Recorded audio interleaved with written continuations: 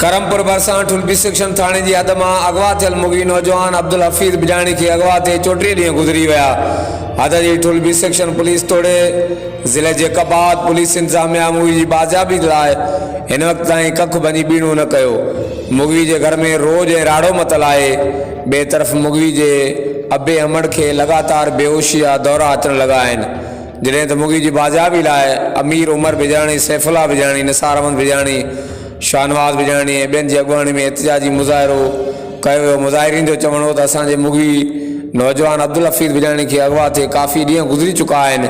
हिन वक़्त ताईं पुलिस ख़ाली दिलासनि खां सवाइ कुझु न करे सघी आहे। उन्हनि IG सिंध DIG लाड़काणो ऐं ॿियनि वसवारनि खे अपील कई त मुगी अब्दुल हफीज़ बिजाणी के तुरत हिफ़ाज़त बाज़ियाब करायो वञे। ॿी सूरत में एहतियात जो दायरो वधायो वेंदो। हर वक़्त आगाह लाइ ॾिसंदा रहो JTN वेब न्यूज़ करमपुर।